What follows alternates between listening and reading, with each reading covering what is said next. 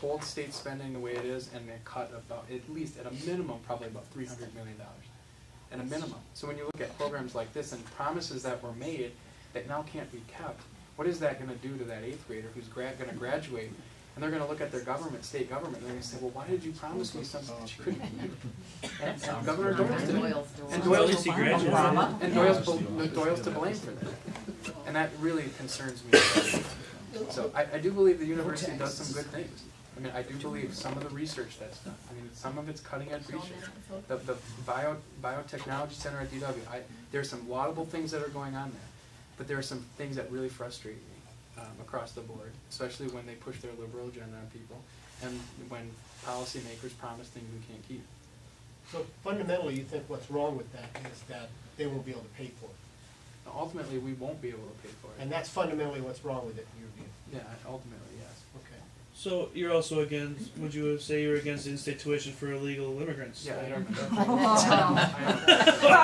I am opposed to that. No, I'm not opposed to in-state tuition. I mean, I went to University of Wisconsin-Oshkosh, and on a sliding scale, needs-based, if there are people in poverty that need help, I can understand that at some level. But it's all about priorities, and we can't afford it right now. They're very limited. Yes, and we can't raise taxes in Wisconsin right now. It will continue to drive jobs out. So, I mean, it's not like done in a vacuum. Do you support this? And if you support this, you're liberal and you want all this kind of spending.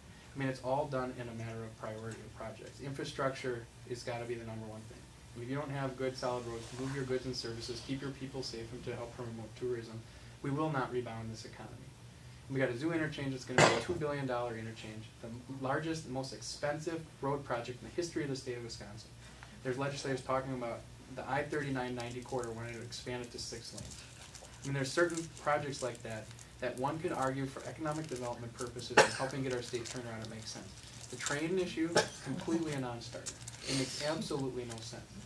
So it's a matter of priorities and making sure we can follow through with some of these things. And that's one of the things that worries me about that program. Brett, I have a question for you. And in your answer so far, you sound really passionate about introducing legislation and fighting for legislation, especially on gun control, on education. Why do you want to give that up to what seems to be a largely figurehead kind of position of lieutenant governor? It's a good question, because I can make a bigger difference as lieutenant governor by working very closely. If you have the trust and confidence in the governor, which I am confident that will happen, and because I have the experience to get it done, the governor will be able to say, Brett, here's a problem. You go put together a group of people and you work on this. Or what I would like to do is to go into these agencies, which I literally believe are strangling a lot of the businesses across the state. The DNR, for example. I have a cheese company. I have a cheese company in my district, and I won't say the name with the cameras on.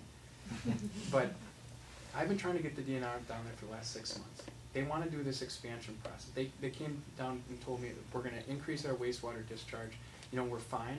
We made improvements. We're going to be okay. The guy from the DNR regionally says we're going to be fine, and as long as he's there, we're going to be okay because they got a good relationship with him. The guy's a really good guy. And he kind of looks the other way. Doesn't talk to headquarters, if you will. You know, when it's a gray area and it's up to interpretation. Problem is he's going to retire, and the farmers on this co-op are conservative Swiss guys, and he's like, we are not going to invest in this, or we're very reluctant to invest if we don't have some certainty. We've been trying to get the DNR to come down there. We can't do it.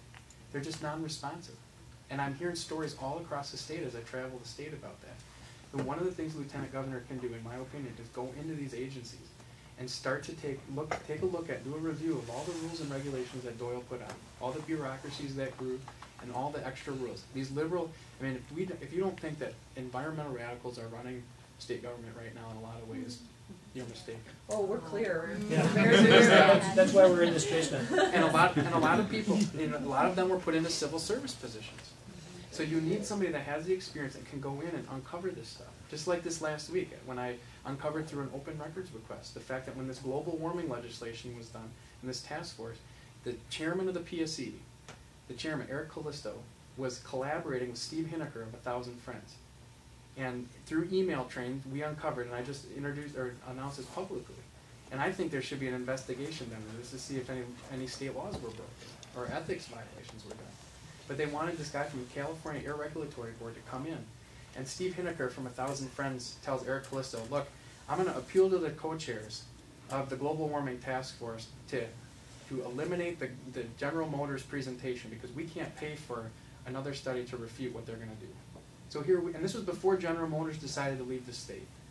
And what type of signal does that send to one of our largest employers?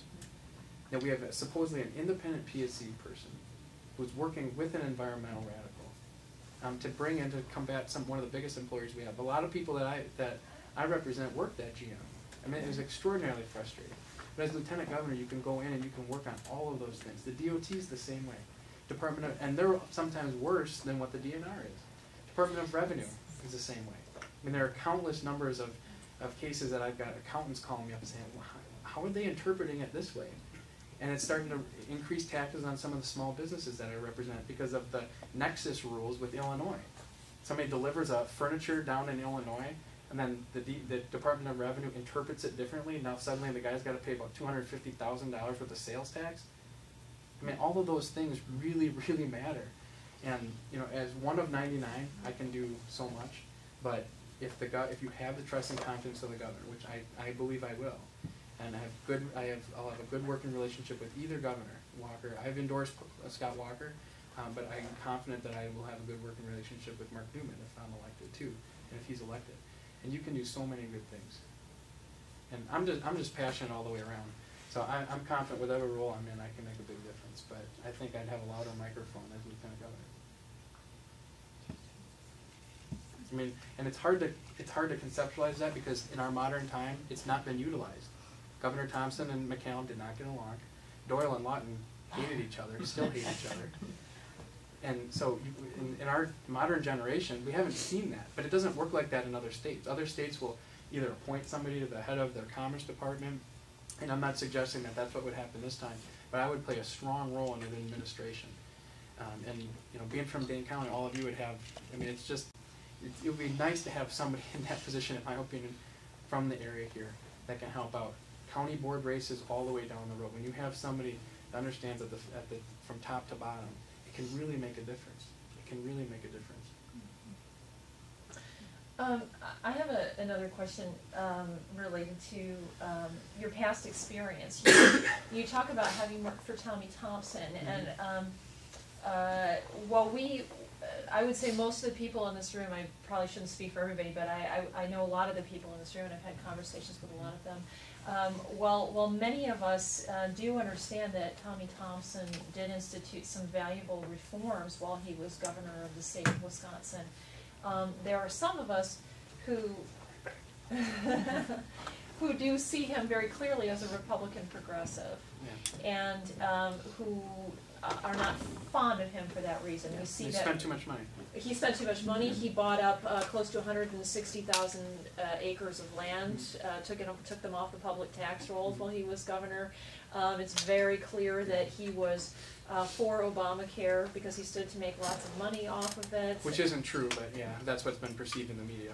Brett, I sat on a conference call with him in November. And he said, very clear on what his that, positioning was. And he said that he supports Obamacare. He said very clearly, everyone knows that government needs to be involved in healthcare. This just isn't the right bill. He couldn't come down on the side of Obamacare publicly. Because I asked him about Obamacare, and he said he didn't support it. I'm telling you, he was for the government intervention in healthcare.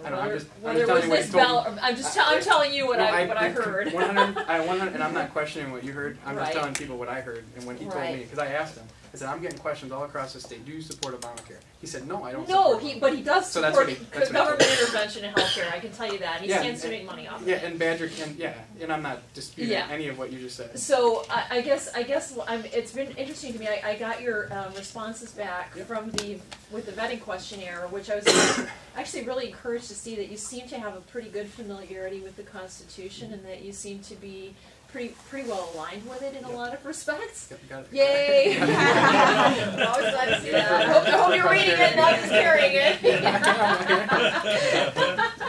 But I mean, from your responses, I was actually quite impressed. Yeah. But the history of having worked with Tommy Thompson, who we view as somebody who is frankly a big government Republican, I guess I would like to have you speak to that a little bit. I don't think Thompson started out that way. He didn't, but he certainly ended up that way. I'm just saying. So to lump me in and say, well, Sure. Brett, you're the Thompson at the end of his term versus the beginning of the term. I think you got to be careful. Okay. I mean, he started out as Dr. No, and then over a period of time, I think, grew into it was a different animal and different role. And some of it was driven by the Senate Democrats and Democrats putting stuff on his desk, which he did veto.